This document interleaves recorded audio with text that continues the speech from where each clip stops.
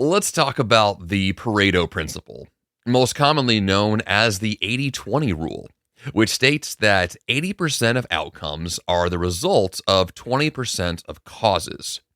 In other words, a small fraction of what you do produces the vast majority of your results. Now, this has profound implications in just about every area of life. So let's put this to use and see what magic we can make happen. This is the 5 a.m. Miracle, episode number 550. Apply the 80-20 rule to everything, find the sweet spot, and ignore the rest. Good morning, and welcome to the 5 a.m. Miracle. I am Jeff Sanders, and this is the podcast dedicated to dominating your day before breakfast. My goal is to help you bounce out of bed with enthusiasm, create powerful, lifelong habits, and tackle your grandest goals with extraordinary energy. I am a keynote speaker and corporate trainer, specializing in delivering high-energy, interactive, and action-oriented presentations and workshops focused on productivity, wellness, and personal and professional growth. To learn more, head over to jeffsanders.com/speaking. Now, in the episode this week, I'll break down how the 80-20 rule can work for you, why you are likely already doing what matters most, just not quite enough yet, and how to escape the trap of believing that everything is important and urgent. Hint, it's not. Let's get to it.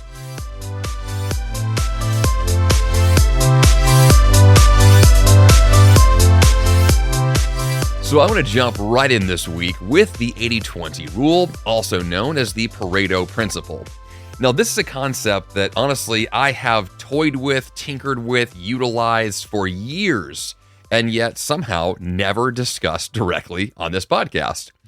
If I'm correct, I first learned of it from Tim Ferriss's book, The 4-Hour Workweek, which was many, many years ago. And yet, this is a concept that's been around for a long, long time. It recently came back around for me when I saw a post on LinkedIn. I'm fairly certain that this post has gone viral, at least on some level, and it's from an unknown source.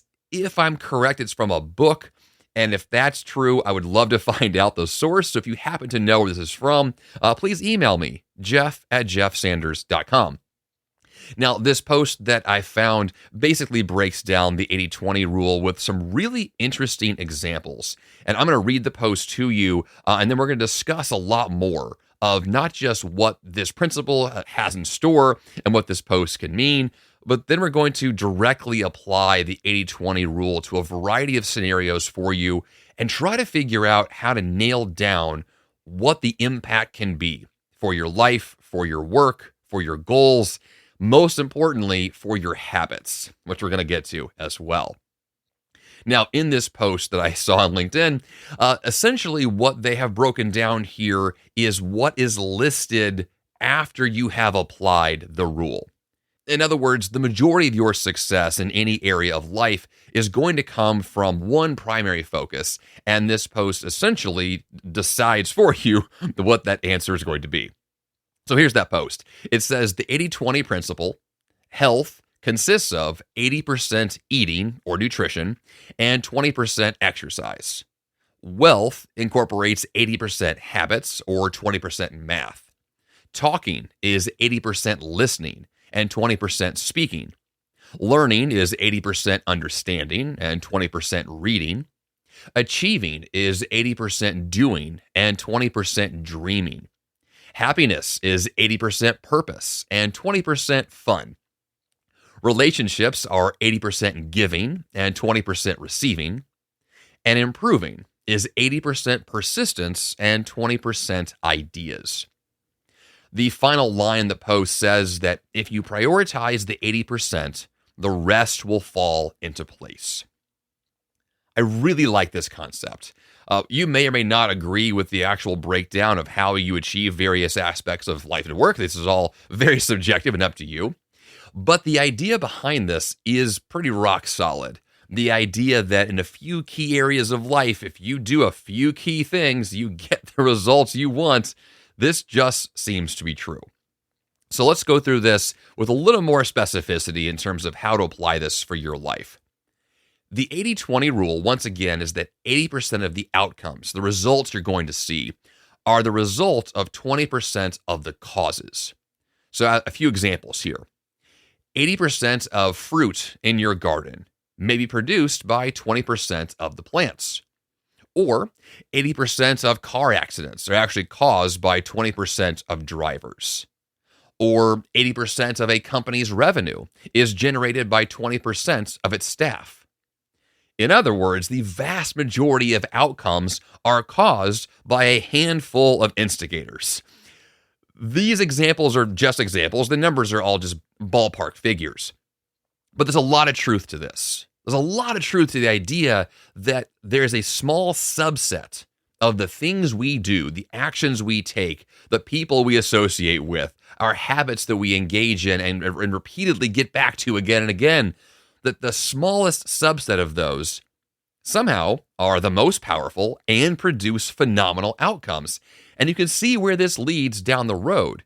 If we can identify what that 20% is, what the cause is, we can double down on that and we can get even greater outcomes, bigger and better results.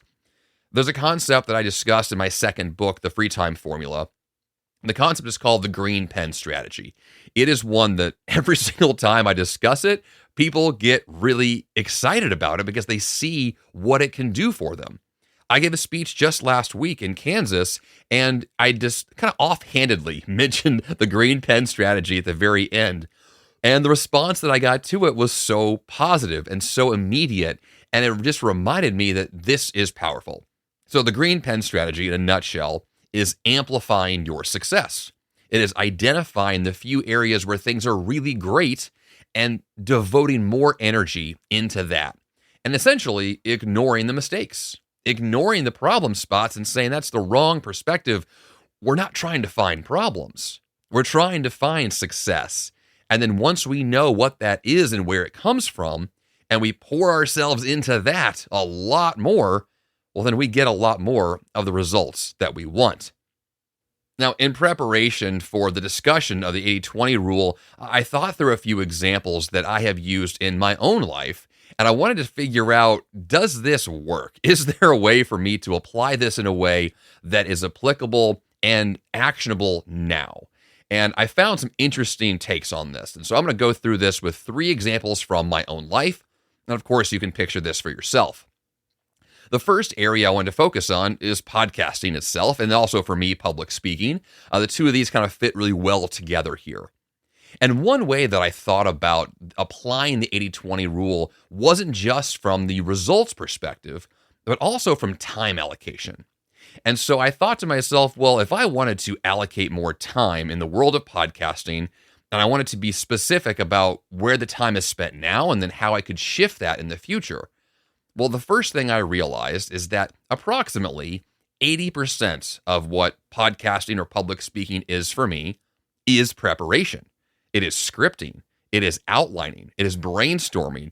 It is getting all the logistics in place. It is all the technology. There is so much to be said about getting ready for the moment.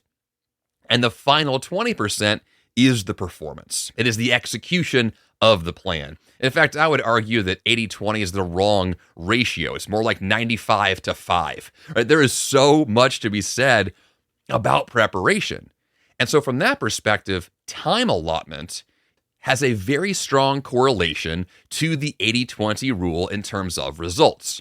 So with this example here of podcasting / public speaking, if we apply time allotment, we say 80% is preparation, 20% performance. Now with the 80-20 rule for results, 80% of the success of this podcast is actually based on 20% of my listeners recommending this podcast to their friends. That's a very different perspective. On the one hand, you have time allotment for me, the time I will spend to produce the podcast or to give a speech. But the 80-20 rule is asking, well, what are the results we're trying to get from this? And from my perspective, I want to grow the podcast. I want to do bigger and better speaking engagements. Well, the question about results is actually different than the question about time allotment, and yet these two things, in theory, should be fairly well correlated.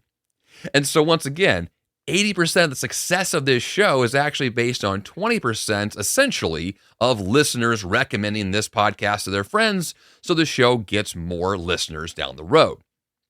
So then my question was, well, what's my new plan of action? What's the pivot I'm going to make? Because all of this is about the pivot. Right? We're not here to discuss the 80-20 rule as a philosophy or theory. This is about action. And so if I were to take my time allotment that I have now, preparation that leads to performance, and the 80-20 rule itself, the success I'm going for based on listenership and recommendations, my new plan of action, my pivot, is to allocate more time to making this podcast worthy of a great recommendation. You see the connection here. My current focus on time allotment is preparation for the show. The results I want is a bigger show based on recommendations. All this gets squeezed together to say I need to allocate more time to getting the results I want. It's not rocket science. This is really obvious stuff. And yet when applied through this lens, it makes so much sense. And the question for you is going to come down to the self-awareness and the data that points to where your time is currently being spent. Of course, the specific nature of where the results come from, if you know what that is, and then your new plan of action to connect those dots to spend more of your time on the things that produce the results you're looking for, and to do so in an intentional and sustainable way.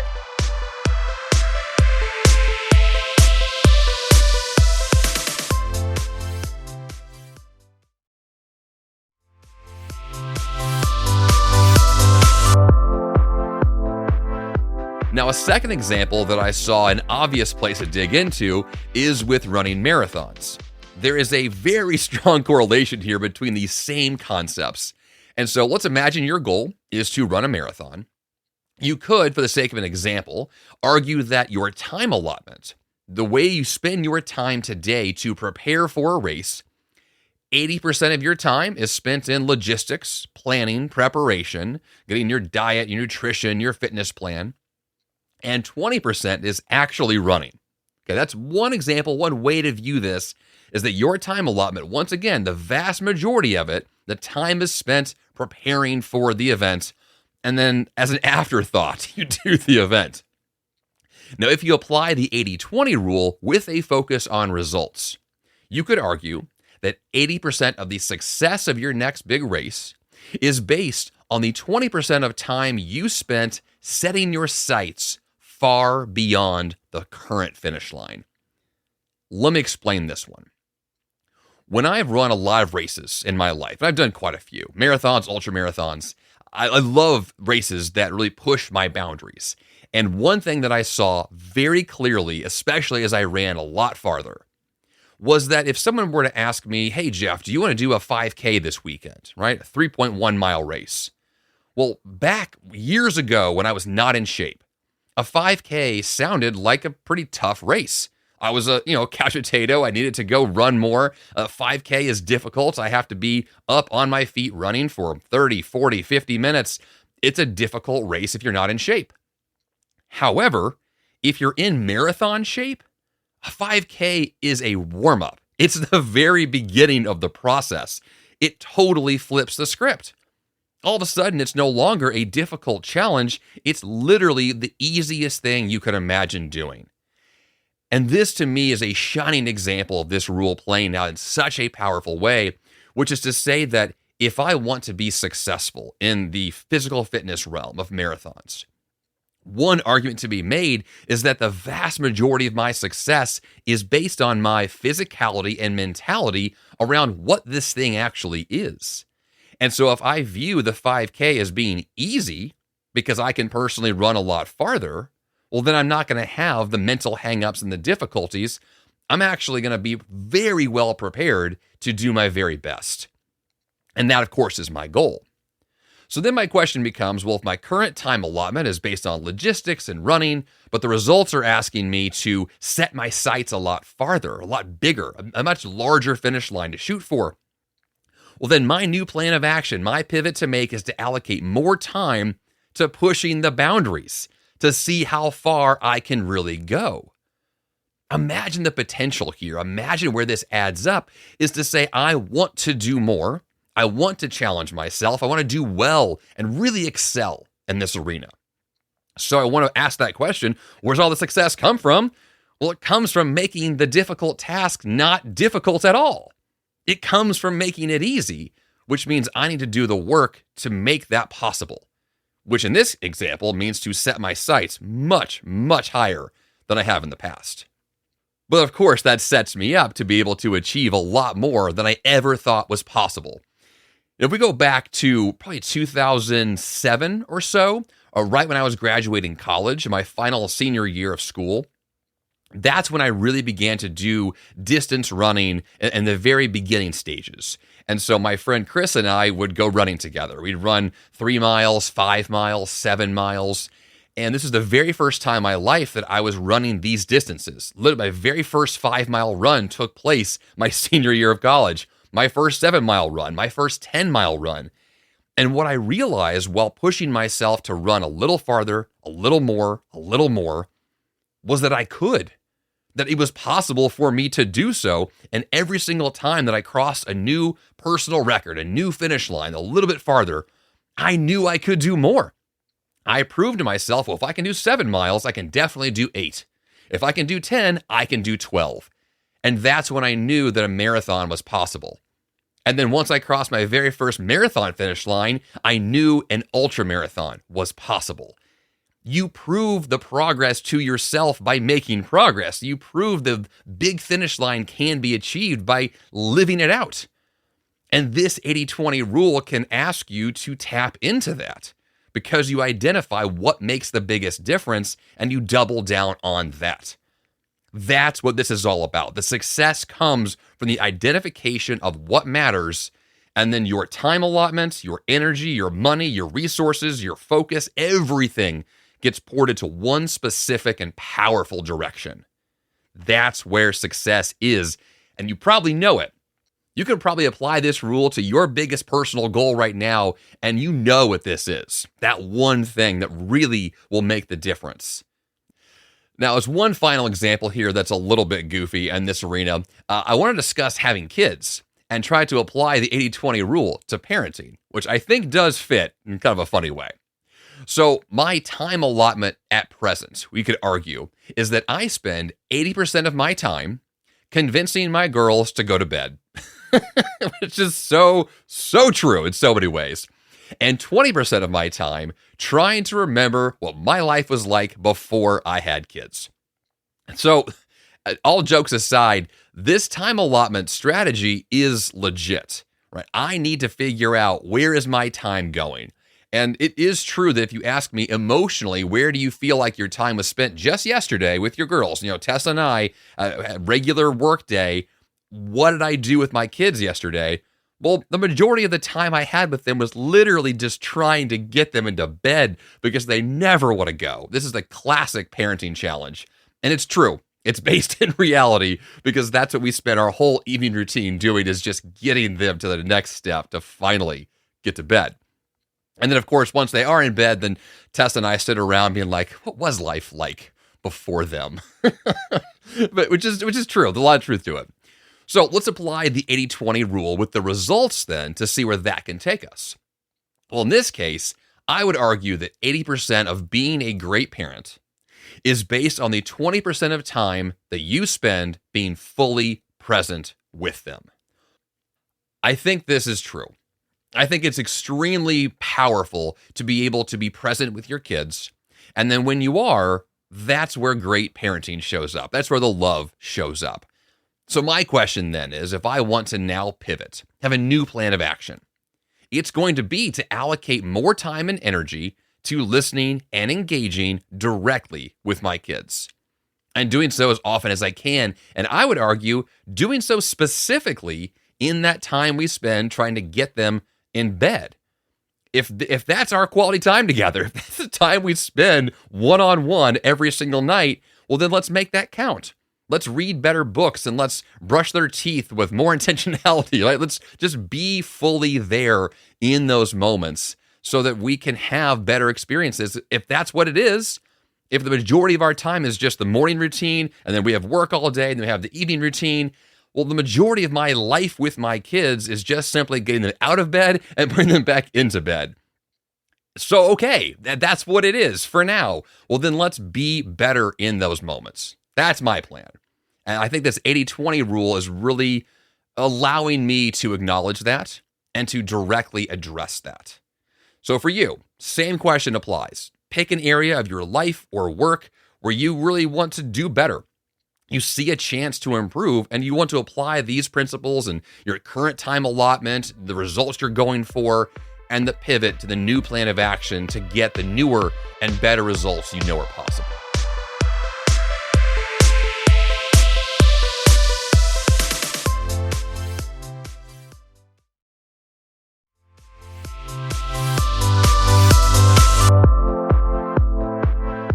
And on that note, let's go to the concept that I brought up at the top of the show, which is that you are likely already doing what matters most, but just not quite enough yet. Your results are already there, right? The fitness that you want to achieve, you probably are already doing something towards your fitness, but one workout a week, as an example, is not going to be enough. Or if you want great financial health, you're probably working with your money now and have good goals, but you're not spending enough time that's quality and that's progressive, moving you forward where you want to go. Or you may have a great relationship that you want to improve, but the one-on-one time that you spend with your significant other just isn't enough, and it's not deep enough. It's not there enough. If you have an area of your life where you are lacking success, the correlation that I see most often is there's not enough investment in that area. You might have the problem and know it's there, and you've kind of just given a little effort, a little bit here and there, but it's not enough. The 80-20 rule is asking more of you. And so the opportunity here is to determine where the success comes from, whether it is your relationships, financial health, your fitness, whatever the area happens to be. And then, of course, allocate more time to what matters most. And then on a frequent basis, reevaluate. Do your weekly reviews. Really dig in and ask the question, am I still there? Is the time being allocated appropriately? Am I digging in enough? Am I pouring in enough resources, time, energy, money, focus, everything? Am I giving myself to this end result? And if the answer is no, you know what to do. Just do more of that stuff. Of course, assuming you identified what actually makes the difference. And then the opportunity shows up, which is to say, this doesn't mean you have to spend all of your time solving a single problem. The cool thing about this is that you can focus on one key area and the biggest results come from that, which actually means you do not have to spend a lot of time. It's just quality time. It's intentional time. It's focused time. And you get the best bang for your buck. I mean, as an example there, you could do a 30-minute workout 4 days a week and have significantly better fitness than you're doing now with kind of, workouts that are just kind of half effort. Workouts that are just kind of sort of there and they're kind of sparse and not really focused. If we dial this in and get intentional, you can make 30 minutes really count. And it can be very, very powerful. That's what we're talking about. You figure out what matters, you pour into it, you get that powerful impact, result shows up, you move on. So it's not a massive time investment. It's an intentionality investment. Now, the final thought that I have here on this topic is that we want to discuss this trap of believing that everything is important and urgent. Like I was just saying, there are a few key things that matter, and you can be intentional about those few things and then walk away from the rest. That solution to walk away from the rest is an acknowledgement that not everything matters. It's an acknowledgement that not everything is important and urgent, and only a few select things truly need all of you to be there. And when you give yourself to those few things, you get the results, so you can walk away from this false belief that all the things on your to-do list have to happen, because they don't. Once again, in my second book, The Free Time Formula, I talk about this concept that I call nonsense. And nonsense is anything that never has to happen.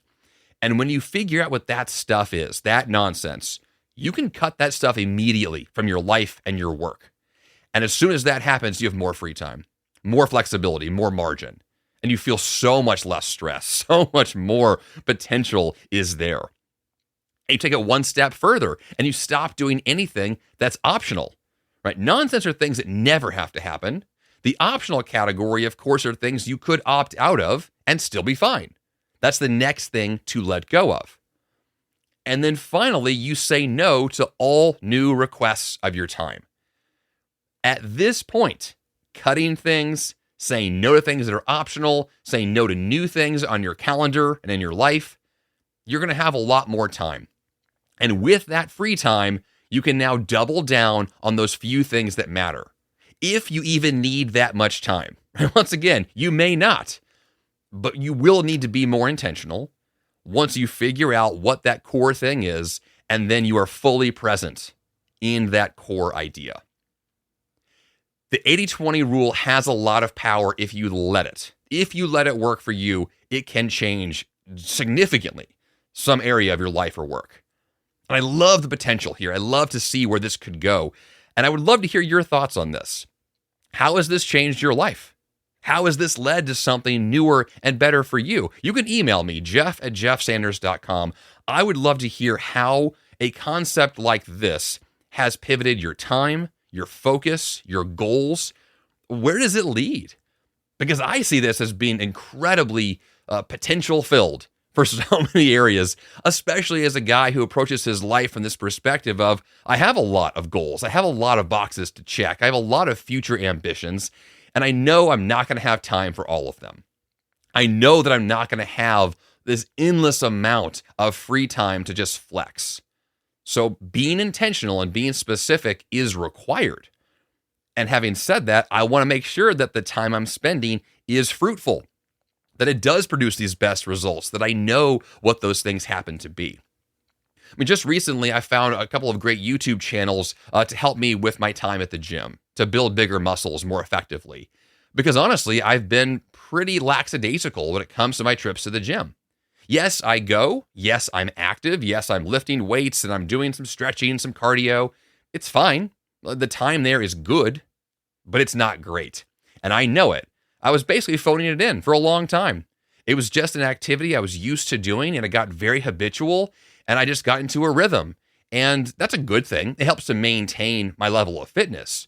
But I'm not going to grow with that mentality. I'm not going to improve very fast or at all if I'm just kind of mindlessly going through the motions. And I feel like that's the biggest opportunity that we all have in so many areas of life, is to recognize where we're just phoning it in.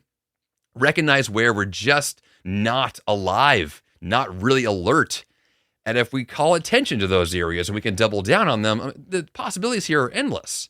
You can spend less time in the gym if you want to and get better results. Spend more time, get even better results than that. It's just so awesome to be able to view your life as an opportunity to get better, as opposed to just another thing on the checklist to get done. Now, I had this thought about this podcast actually literally earlier today, which is that recording this show is one of my checkboxes. It's one of my things to do.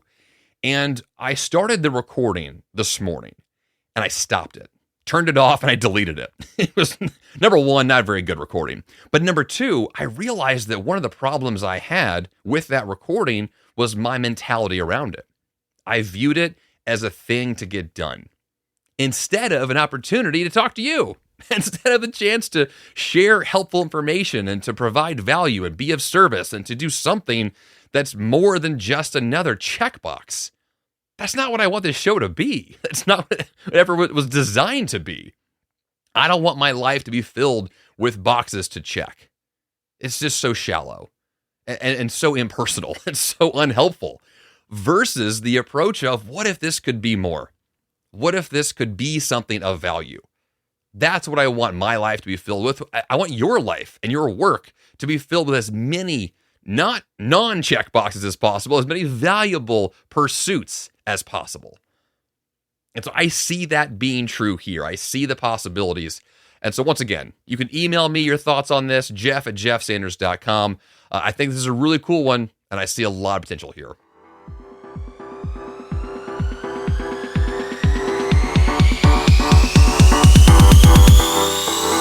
For the action step this week, pick one area of your life that needs a readjustment and double down on the few actions that are producing the most results. The 80-20 rule gives you an opportunity to do more with less. So find out what is working well and spend a lot more time in those few areas. In other words, stop trying to do everything. Do what matters, forget the rest. Now, of course, be sure to subscribe to this podcast in your favorite podcast app, or become a VIP member of the 5 a.m. Miracle community by getting the premium ad-free version with exclusive bonus episodes at 5ammiraclepremium.com. That's all I've got for you here on the 5 a.m. Miracle podcast this week. Until next time, you have the power to change your life, and all that fun begins bright and early.